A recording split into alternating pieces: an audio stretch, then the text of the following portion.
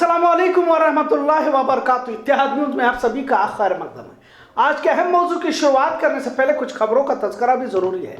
पता नहीं बेलगाम शहर की तरफ जानवरों का रुझान ज्यादा नजर आ रहा है। पहले तो तेंदुए की खबर से अभी भी नींद उड़ी हुई है। वहीं मुड़लिया खानापुर में भी तेंदुआ नजर आने की बात कही जा रही। अभी इनका तज़किरा खत्म भी नहीं हुआ था कि मोदगा के पास लकड़बग्गा नजर आने की बात कही जा रही है। लकड़बग्गा जिसे हैना कहते हैं, यह भी खूंखार जानवर की फहरिस्त में ही आता है, लिहाजा मोदगा के नजदीक देखे जाने की बात कही जा रही है। आज एक और वीडियो वायरल हुआ है जो भूतरामट्टी का है। यहाँ जू से निकलकर एक हिरन भूतरामट्टी गांव में दौड़ लगा रहा है। खैर, जंगली जानवरों का शहर की तरफ आना भी बहुत कुछ बयान करता है। जब इंसान जानवरों की तरफ बनने लगे तो शायद जानवर भी इंसानों की बस्ती में आने लगे।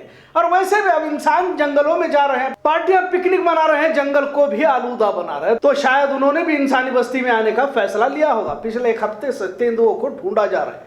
ताज्जुब तो इस बात का है कि शहर का कुछ हिस्सा जहां पर झाड़ियां हैं, तेंदुओं के ढूंढने में वक्त लगाया जा रहा है। जाहिर है खर्चा भी तो सरकार के खाते में ही जाता होगा। अगर घना जंगल होता तो कैसे ढूंढ पाते, ये भी सवाल पूछे जा रहे हैं। दूसरी अहम खबर यह है कि मुहर्रम के जुलूस कई जगहों पर निकाले गए तो कुछ जगहों पर फिरका परस्तों की जानिब से शरारत को भी अंजाम दिया। खैर, इस खबर को मेन स्ट्रीम मीडिया दिखाना नहीं चाहती। अगर खास जिक्र किया जाए तो मुहर्रम के जुलूस में राम सेना के कुछ कारकुनों ने हमला कर तौसीफ वसमनी और मुश्ताक वसमनी पर चाकू से हमला कर इन्हें शदीद जख्मी किया। वारदात गदग जिले के मल्ला समुद्रा में पेश आई है।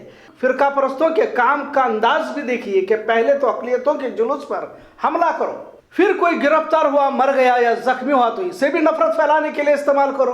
पुलिस ने राम सेना के सोमेश गुड्डी या लप्पा गुड्डी को हिरासत में लिया है। जाहिर है और नफरत कैसे फैलाई जाती है इसके लिए मुतालिक भी वहां पहुंचकर हिंदुओं पर जुल्म सितम कैसे ढाए जाते हैं इसकी तकरीर करने पहुंचता है और यही इसका काम है। लिहाजा गदग जिले में पुलिस की जानिब से राम सेना के सरगना प्रमोद मुतालिक को रोक दिया गया। कुछ इलाकों में पुलिस बंदोबस्त में इजाफा भी किया गया। ये भी एक सियासी खेल है जो भाजपा अपने हिसाब से खेलती रहती है।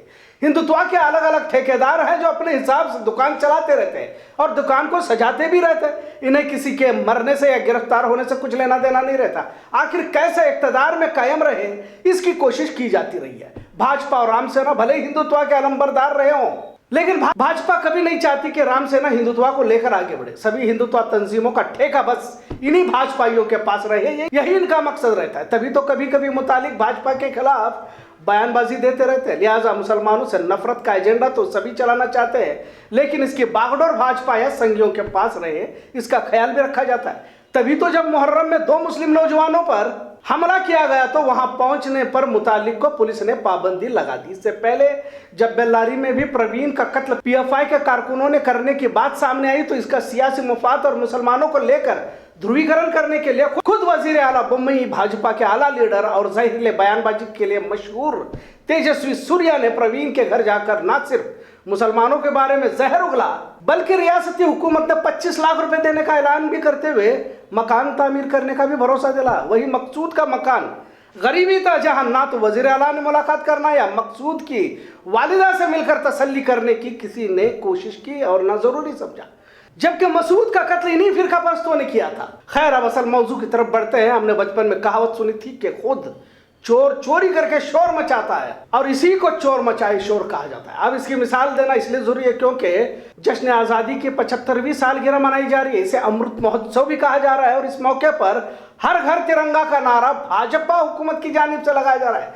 भाजपा की देशभक्ति पर वैसे भी पहले से ही सवाल उठाए जाते रहे। ये अलग बात है कि यही अब सर्टिफिकेट बांट रहे हैं क्योंकि भाजपा संघ परिवार का इस देश की आजादी में, मुल्क को आजाद करने में जिन लोगों ने अपनी जान माल की कुर्बानी दी, इनके गिरोह का कहीं पर भी नाम नहीं आता। उल्टा अंग्रेजों के मुखबिर होने की बात कही जाती है, लेकिन कहते हैं झूठ चीख चीख कर कहने से सच्चाई अपने आप दब जाती है। अब भाजपा संघ परिवार के लोगों को अचानक तिरंगे से मोहब्बत जाग गई है। संघ परिवार की यह भी बात उमूमन कही जाती रही है कि 52 साल तक कभी भी संघ के दफ्तर पर तिरंगा नहीं लहराया गया। इसकी वजह यह भी थी कि 3 रंगों को संघी मनहूस मानते हैं, इसलिए इनकी तंजीम, इनका परचम भगवा है, दिल में भगवा और मुंह पर तिरंगा जैसी कैफियत इनकी कही जा सकती है। अगर कई किताबों को देखा जाए जो संघ के प्रचारकों ने लिखी है, इसमें कभी भी संविधान, तिरंगा, लोकतंत्र को अहमियत देने की बात नहीं कही गई है। लिहाजा हिंदू राष्ट्र ही इनका मंसूबा, इनकी सोच और फिक्र रही है और तिरंगा की तहरीक महज ढोंग होने की बात कही जा रही है। वैसे भी विपक्ष कमजोर हो चुका है। सवाल पूछने वालों को ईडी के जरिए दबा दिया जाता है। साम दाम दंड भेद चाणक्य नीति का हिस्सा है। लिहाजा नहीं मानोगे तो जेल जाओगे के फलसफे पर भाजपा आगे बढ़ रही है और कामयाब भी हो रही है। पर क्या इस देश को यह वक्त सोचने का नहीं है कि अगर इस तरह हिंदू राष्ट्र का एजेंडा चलाया गया या इसे कामयाबी के साथ नाफिज भी किया गया तो मुल्क और कितने दिन आगे चल सकता है। धर्म के नाम पर बने मुल्क अक्सर बर्बाद हुए हैं। नेपाल खुद हिंदू राष्ट्र था जिसके हालत सभी देख चुके हैं। पर चाणक्य नीति कहती है कि देश के अवाम अगर रोजगार और महंगाई पर सवाल करे तो इन्हें धर्म की गुट्टी पिलाई जाए और इसी पर अमल करते हुए मोदी शाह योगी को देखा जा रहा है। कुछ दिन पहले तक यकीनन भाजपा मोदी सरकार हिंदू राष्ट्र के एजेंडे को लागू करने में 100% कामयाबी होगी ऐसा लग रहा था, लेकिन बिहार का बदलता सियासी मंजरनामा कुछ उम्मीद जरूर दिला रहा है। एक तरह से अगर नीतीश कुमार की दूरंदेशी और भाजपा जैसी ताकतवर पार्टी से अगर यूं कहिएगा कि वक्त के हिटलर से पंगा लेना बहुत बड़ी जुर्रत की बात ही कह सकते हैं, जहां तकरीबन हुकूमत मोदी सरकार के सामने नतमस्तक हो रही हो, ऐसे में बिहार में नीतीश तेजस्वी का गठबंधन एक तरह हिंदुत्व के लिए बहुत बड़े स्पीड ब्रेकर के तौर पर कहा जाए तो गलत ना होगा। विपक्ष बिल्कुल कमजोर हो चुका था। ऐसे में लग रहा था कि तेज रफ्तार दौड़ने वाले घोड़े की सवारी कोई नहीं कर सकता।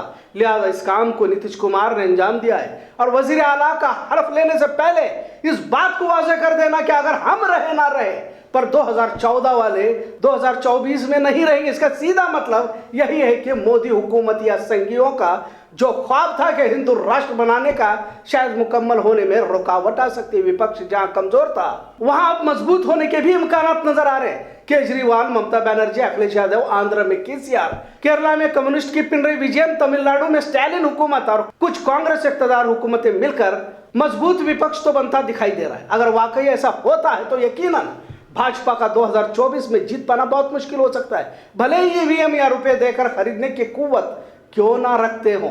महाराष्ट्र में जो भाजपा के साथ शिवसेना के कुछ लोग जरूर गए, लेकिन क्या आवाम इनको फिर से जिता पाएगी? क्योंकि अब भी ठाकरे खानदान अपनी मजबूत जड़ें महाराष्ट्र की जमीन में गाड़ चुका है। इन्हें यूं ही खत्म करना आसान नहीं है।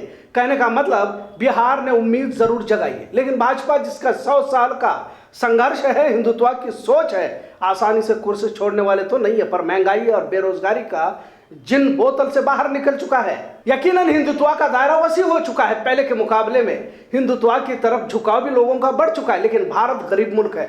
भले न्यूज एंकर बेगैरती का मुजाहरा करते हुए मोदी का मास्टर स्ट्रोक कहते होंगे, लेकिन सच्चाई है कि भारत गरीबी की फहरिस्त में आगे बढ़ चुका है। मुसलमानों के आड़ में तवील अरसे तक जहनों को मुंतशिर नहीं कर सकते। फिर रोजमर्रा की जिंदगी भी तो है। भूख प्यास गरीबी से बढ़कर और कौन सा मजहब और धर्म हो सकता है? घरेलू गैस 1000 रुपए से ज्यादा महंगा हो चुका है। पेट्रोल डीजल के दाम आम आवाम के अख्तियार के बाहर है। रोजगार नहीं और घर के खर्चे मुस्तकिल जारी हैं।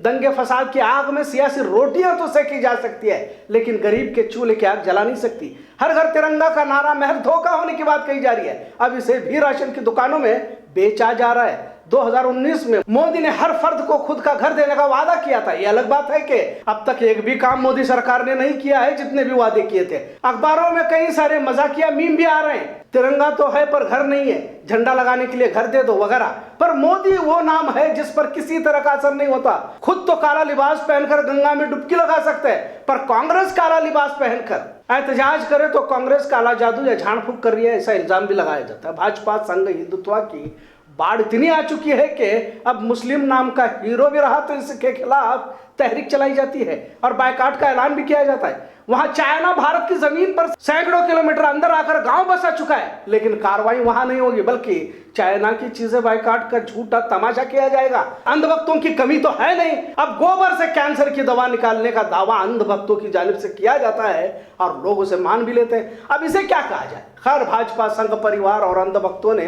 लाल सिंह चड्ढा का बायकाट करने की मुहिम चलाई। अजीब फैसले देखिए, वहां कश्मीर फाइल्स को टैक्स फ्री करवाया जाता है और यह तिरंगा भी बेचने पर तुले हुए हैं। कोई जाहिल भी बता सकता है कि फिल्म में एक्टर महज किरदार होता है और वो अपना किरदार निभाता रहता है और उसे पैसे भी मिलते रहते हैं। फिल्म की कहानी से अदाकार का कोई ताल्लुक नहीं रहता। इससे पहले भी पीके फिल्म में हिंदू देवी देवताओं का अपमान किया कहते हुए आमिर खान को निशाना बनाने की कोशिश की गई, जबकि इस फिल्म का डायरेक्टर ही खुद हिंदू था। इसी तरह लाल सिंह चड्ढा फिल्म को भी डायरेक्टर अद्वैत चंदन, अतुल कुलकर्णी मतलब सिर्फ किरदार निभाने वाला अदाकार को ही इसलिए निशाना बनाया जा रहा है क्योंकि इसका नाम मुस्लिम है। जो भी आज रिलीज हुई इस फिल्म ने अक्षय कुमार की फिल्म से भी अच्छा कारोबार करने की बात कही गई है, जिससे हमें कुछ लेना देना है ही नहीं। फिल्म हिट या फ्लॉप से भी हमें कोई मतलब नहीं है। बात इतनी समझने की है कि महज मुसलमान होने पर नफरत करना है।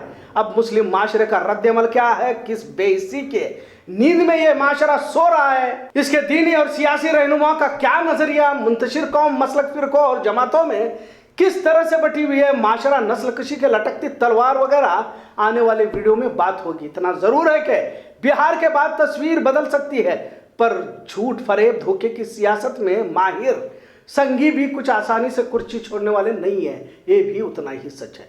इत्तेहाद न्यूज़ देखने के लिए शुक्रिया। अल्लाह हाफिज।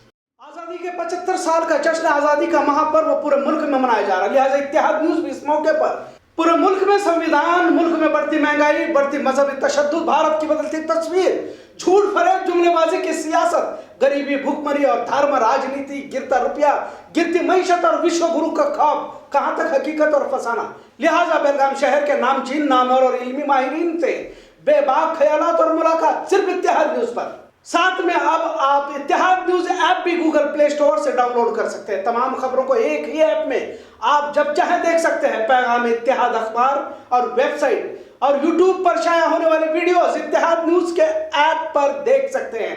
डाउनलोड करें, चैनल को सब्सक्राइब करें, देखते रहिए इत्तेहाद मीडिया।